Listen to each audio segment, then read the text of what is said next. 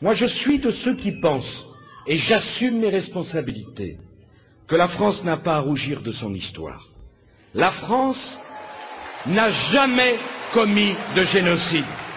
La France n'a pas inventé la solution finale. La France a inventé les droits de l'homme. La France est le pays du monde qui s'est le plus battu dans l'univers au service de la liberté des autres. La France n'a pas de leçon à recevoir de ce point de vue. C'est posé, ça n'est apparemment pas polémique, et pourtant c'est terrible.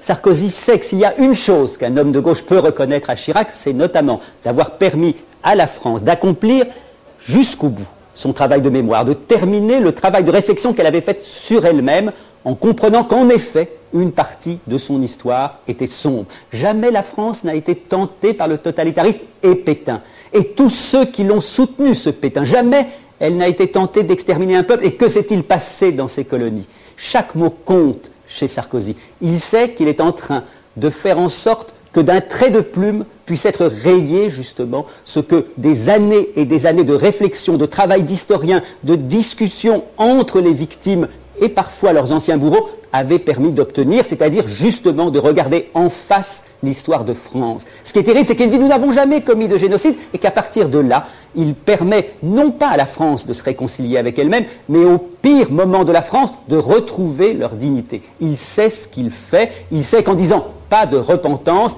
il dit en fait « pas de vérité sur ce que nous avons fait ». Je trouve terrible ces propos parce qu'en effet, cet homme, simplement au nom du bon sens, est en train de faire en sorte que la France oublie qu'elle a été à un moment donné indigne d'elle-même.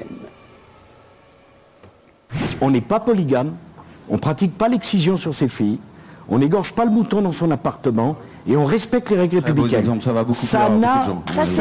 c'est pas... Non, monsieur... C'est honteux. Mais même monsieur de la religion musulmane, mais peut-être, non. attendez. Je suis d'origine algérienne et je suis musulmane et je me sens insultée. Cette femme se sent insultée en tant que musulmane, mais tout citoyen, tout républicain pourrait se sentir insulté. Qu'est-ce qui est frappant dans ce passage? Je vais vous le dire, c'est le « on ». D'où sort ce « on » dans le discours de Sarkozy, qui si souvent dit « nous, les Français, on ». Alors bien sûr, on peut dire, c'est le « on » que parfois on adresse aux enfants. On ne doit pas répondre aux grandes personnes, on doit traverser dans les clous. Mais en général, c'est le « on » du mépris, le « on » de la condescendance, le « on » qu'on disait avant aux nègres. On bosse et on ferme sa gueule, à l'arabe.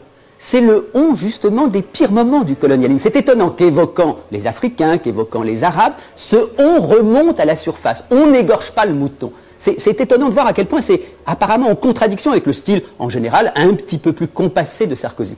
Mais manifestement, quand il évoque ce sujet, il y a quelque chose qui surgit de lui au plus profond, quelque chose du vieux colonialiste qui, bien sûr, il n'a jamais été.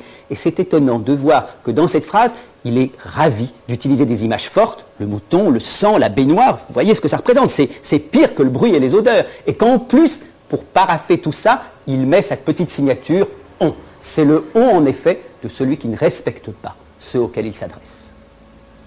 J'aimerais qu'on puisse dire « j'aime la France » sans être nationaliste. J'aimerais qu'on puisse parler de l'immigration sans être traité de raciste. J'aimerais qu'on puisse dire que le rôle de l'État, c'est de protéger sans être traité de protectionniste. On ne peut plus rien dire sur rien. Ça, je dois dire que je trouve ce passage formidable. Il faut quand même imaginer que l'homme qui nous parle est au pouvoir depuis 5 ans, que tous les grands médias, presque tous les grands médias sont à sa botte, qu'il est ami avec la plupart des grands patrons de presse, et il vient à la télévision se plaindre de ne pas pouvoir parler franchement. Mais qui est ce censeur incroyable qui empêche Sarkozy de parler en France? En fait, qu'est-ce qu'il veut dire là? Il veut dire « laissez-moi dire tout haut ce que chacun pense tout bas ». Il reprend exactement, d'ailleurs dans un autre discours, la formule de Le Pen, dire tout haut ce que chacun pense tout bas. Si vous croyez le psychanalyste que je suis, eh bien en général, ce que chacun pense tout bas, il vaut mieux le garder tout bas, parce que tout bas, qu'est-ce qui se passe? Il y a souvent de la haine, il y a souvent du mépris, il y a de l'agressivité en tout cas. Le problème n'est pas de parler de la nation en France, c'est pas de parler de l'immigration, c'est faire un certain nombre de raccourcis. Quand vous dites par exemple le ministère de l'immigration, ça n'est pas encore un scandale. Quand vous rajoutez et de l'identité nationale, simplement le lien entre ces deux mots, là en effet ça devient scandaleux. Donc ce qui est étonnant chez Sarkozy, c'est qu'il reproduit exactement ce que faisait Le Pen. C'est-à-dire qu'il joue sur la jouissance du sous-entendu. J'étais une fois dans un meeting de Le Pen, et je l'ai entendu dire simplement « Monsieur Mohamed ». Et toute la salle a éclaté de rire. Vous auriez attaqué Le Pen à ce moment-là sur ce qu'il venait de dire, il aurait dit « Mais je dis Monsieur un arabe, et vous trouvez ça indigne ?» Tout le monde avait compris qu'en effet, ce Monsieur Mohamed, c'était à ses auditeurs qu'il s'adressait en disant « Comprenne qui voudra, qui pourra ». C'était ce sous-entendu obscène, justement, des langues de velours noir. Et c'est ça que veut faire Sarkozy. En disant « On ne peut pas dire les choses en France », il sait que son public de droite ou d'extrême droite comprendra « On ne peut pas dire les nègres nous font chier, les arabes nous emmerdent ». Évidemment, on ne le dira pas comme ça, mais simplement en disant « On ne peut pas tout dire », eh bien finalement, il nous laisse entendre le pire. Je veux être le président de la République qui pense aux victimes. J'ai rencontré dimanche quelqu'un qui m'a bouleversé.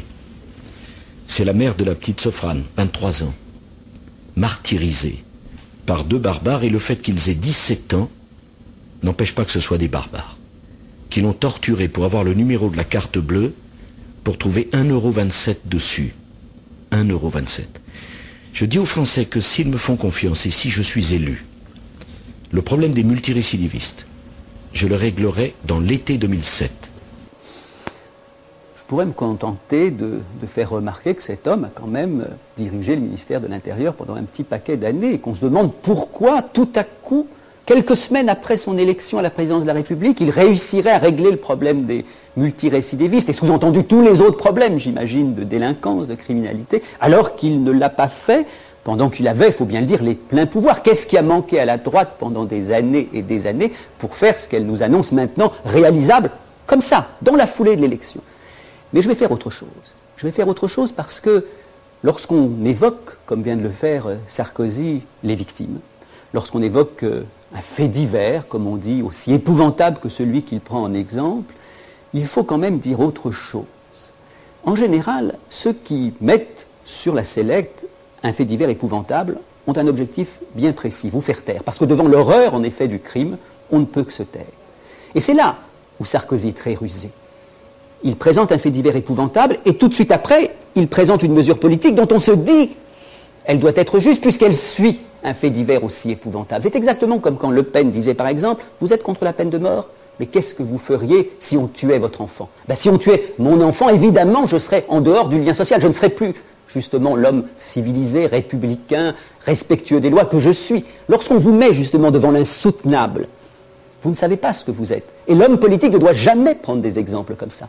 Il ne doit jamais justement nous confronter à l'horreur absolue, parce que confrontés trop directement à l'horreur absolue, nous ne sommes plus les citoyens que nous sommes. C'est pour ça que ce passage est intéressant. Il a l'air très sobre, il a l'air très posé. Je ne doute pas d'ailleurs qu'il soit ému par ce que lui a raconté la personne qu'il a rencontrée, mais en même temps, c'est vraiment une obscénité du pouvoir.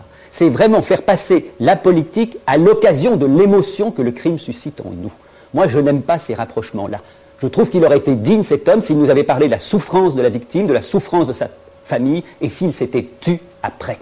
Et que dans un second temps, éventuellement, il nous avait parlé des mesures politiques qu'il voulait prendre. Là, il se sert de la douleur et de la souffrance humaine pour nous fourguer sa politique, qu'il aurait parfaitement pu appliquer si elle était si facilement applicable pendant les années où il a été au pouvoir.